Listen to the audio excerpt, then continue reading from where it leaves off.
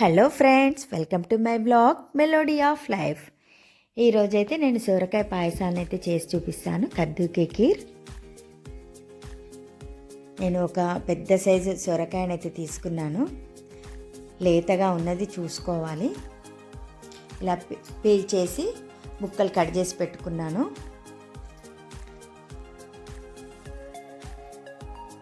ముందుగా ఒక కప్పు అయితే చిన్న సైజు సగ్గుబియ్యం ఒక కప్పు తీసుకొని నానబెట్టుకున్నాను. ఎందుకంటే మనం అవన్నీ తురిమే లోపల ఇవి నానిపోతాయి కాబట్టి నానబెట్టుకుంటే మెత్తగా అవుతుంది తొందరగా. అందుకని చెప్పేసి నేను ఆ తురిమే కంటే ముందు ఇది నానబెట్టి పెట్టేసుకున్నాను.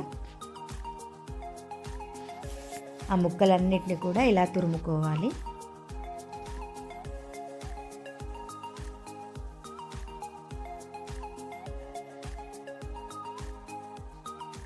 సొరకాయలనైతే ఫైబర్ చాలా ఎక్కువ ఉంటుంది. దీనివల్ల ఏంటి అంటే వెయిట్ తగ్గడానికి కూడా చాలా మంచిగా ఉపయోగపడుతుంది సొరకాయ. కాకపోతే ఇందులో క్యాలరీస్ కూడా చాలా తక్కువ ఉంటాయి. కాకపోతే ఇప్పుడు మనం చేసేది స్వీట్ కాబట్టి క్యాలరీస్ యాడ్ అవుతాయి. జనరల్గా సొరకాయ మనము చెప్పుకుంటే క్యాలరీస్ చాలా తక్కువ ఉంటాయి అందులో. మొత్తం సొరకాయ తురుముకున్న తర్వాత నాకు 8 కప్పుల తురుమైతే వచ్చింది పెద్ద సొరకాయకి. ఒక బాణాలలో నెయ్యి వేసుకొని, నెయ్యి కూడా మీరు ఎలా తింటారో దాన్ని బట్టి వేసుకోవచ్చు.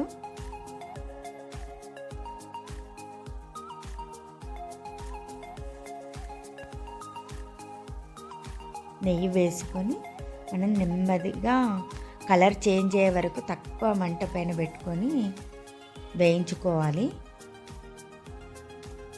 హై పెట్టకూడదు.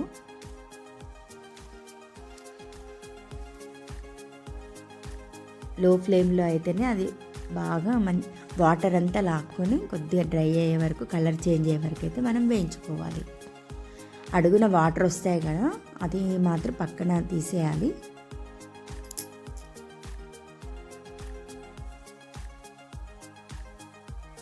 చూస్తున్నారు కదా, ఇది వేయించుకోవడానికైతే టైం పడుతుంది కొద్దిగా.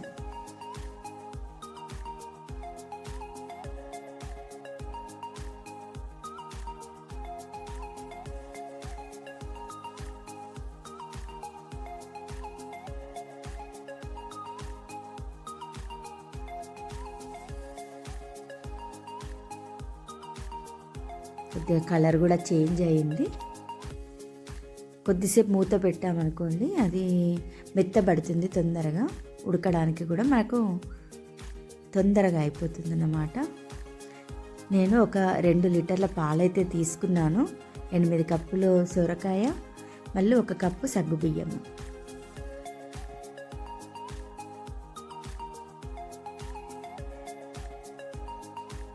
సొరకాయ తురుము అదంతా వేగేలోపు పాలను కూడా ఒకవైపు మనం మరగనివ్వాలి.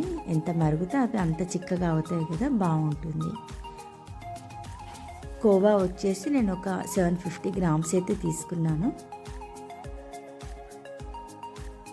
దాంట్లో వేడి పాలు పోసి పెట్టాను. ఎందుకంటే అది గట్టిగా ఉంటుంది కదా, కొంచెం పేస్ట్ లాగా తయారవుతుంది వేడి పాలు పోస్తే. అందుకని చెప్పేసి అలా పోసి పక్కన పెట్టాను.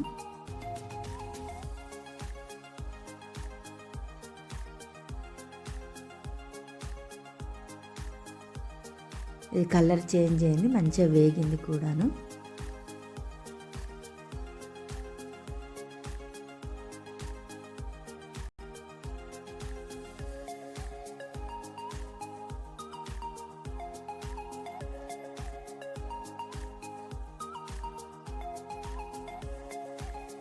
కొద్దిగా అడుగున కొద్దిగా వాటర్ అయితే వస్తాయి సొరకాయలు.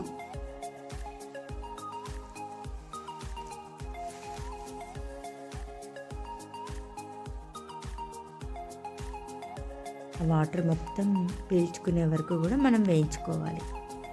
ఇప్పుడు మరుగుతున్న పాలల్లో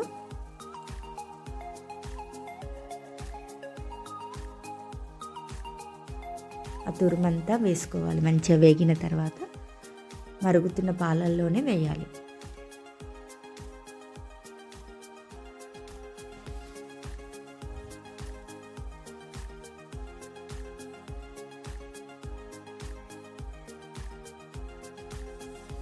అడుగున కొద్దిగా వాటర్ అయితే వస్తుంది, అది వేసుకున్నా పర్లేదు. అదంతా బాగా ఉడికిపోయింది కాబట్టి పర్వాలేదు.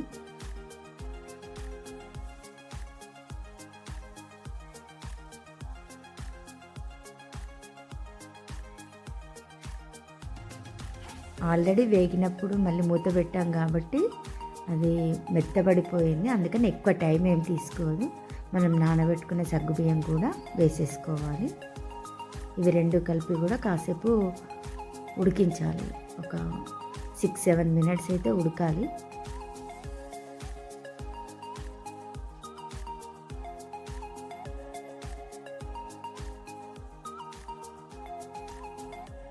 మనం కోవాను కూడా అలా పాలతో కలిపి పెట్టాం కదా, అదంతా ఉడికిన తర్వాత కోవా కూడా పైనుంచి వేసి బాగా కలుపుకోవాలి.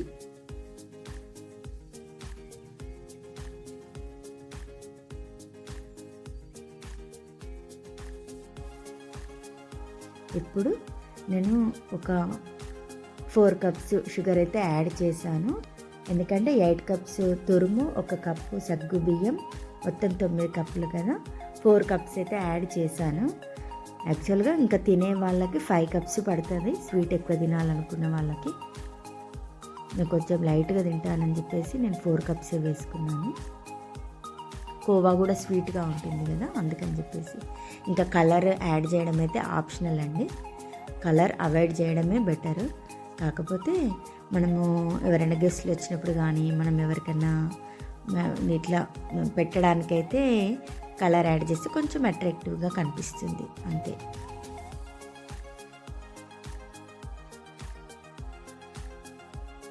మామూలుగా ఇంట్లో చేసుకుంటే కలర్ యాడ్ చేయకపోతేనే బెటర్.